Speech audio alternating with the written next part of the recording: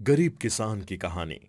भागलपुर नाम के गांव में माधव नाम का एक गरीब आदमी अपनी बीवी कमला के साथ रहता था।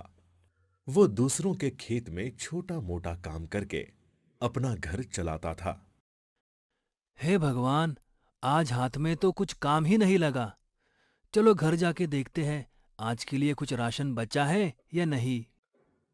इतना सोचकर माधव अपने घर की ओर चल पड़ता है। आज आप जल्दी आ गए। कुछ राशन नहीं लाया साथ में? क्या करूं भाग्यवान, आज हाथ में कुछ काम ही नहीं लगा। आज के लिए कुछ राशन बचा हो तो देखो, कल काम पर जाकर राशन ले आऊंगा। हाँ जी, आज के लिए राशन बचा है। कल काम से लौटते समय राशन लेकर आना। कुछ न कुछ तो काम ढूंढना पड़ेगा। फिर वो दोनों रात में खाना खा के सो जाते हैं।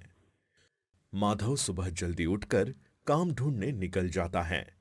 वो मगनलाल के घर के सामने से गुजर रहा था। अरे माधव, किधर जा रहे हो? इधर आओ। कुछ नहीं मालिक, काम ढूंढने निकला हूँ। अरे मेरा एक काम करोगे? हाँ हाँ मालिक, बताइए मुझे क्या करना है। अच्छा सुनो, मेरी ये पोटली पास के गांव में सुधीर सेठ के यहाँ पहुंचानी है। लेकिन ध्यान रहे, ये सामान बहुत कीमती है। माधव वो पोटली लेके चल पड़ता है। पोटली में 5,000 स्वर्ण मुद्राएं थी। माधव को ये बात पता नहीं थी। माधव चलते चलते रास्ते में थक जाता है। अरे बाप रे! मैं तो बहुत थक गया हूँ। कुछ देर इस पेड़ के नीचे आराम करता हूँ, फिर आगे चलता हूँ। आराम करते करते उसको नींद लग जाती है।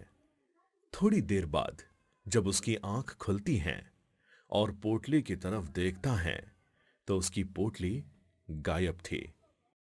हे भगवान! मेरी पोटली कहाँ गायब हो गई? कहीं चोरों ने तो नहीं लूट ली? अब मैं सेठ को क्या जवाब दूँ? माधव वापस सेठ के पास चला जाता है और सेठ को सारी बात बता देता है। क्या क्या बात कर रहे हो? तुम्हें पता भी है? उस पोटली में 5,000 स्वर्ण मुद्राएं थी।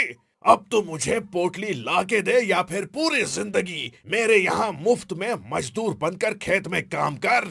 सेठ जी, इतनी सारी मुद्राएं मैं कहाँ से लाऊं? माफी? और तुझे? चल जल्दी जल्दी में काम पर लग जा। फिर माधव हर रोज काम करता था और सेठ उसे केवल एक वक्त की रोटी देता था। माधव काम से घर चला जाता है और अपने पत्नी कमला को सारी बात बता देता है। कमला दुखी होकर रोने लगती है। हे भगवान! इतना दुख हमारे नसीब में ही क्यों लिखा है? अगले दिन माधव खेत में काम करने चला जाता है। काम करते वक्त उसे एक सोने का सिक्का मिल जाता है। अरे! अरे ये तो सोने का सिक्का है। हे भगवान, तेरा लाख लाख शुक्र है। फिर माधव अपने काम पर लग जाता है। अचानक उसकी नजर एक धातु पर पड़ती है। अरे! ये तो एक घड़ा है, लेकिन ये बिल्कुल ही खाली है। फिर माधव वो घड़ा लेके अपने घर चला जाता है। अरे कमला, देखो मुझे क्या मिला। ए जी, ये घड़ा आपको कहाँ मिला? अरे भाग्यवान, मुझे ये घड़ा खेत में काम करते समय मिला और मुझे एक सुवर्ण मुद्रा भी मिली। कमला वो स्वर्ण मुद्रा देखकर हैरान हो जाती है। हे भगवान! तेरा लाख लाख शुक्र है। इसके सहारे हमारा कुछ दिनों का गुजारा हो जाएगा।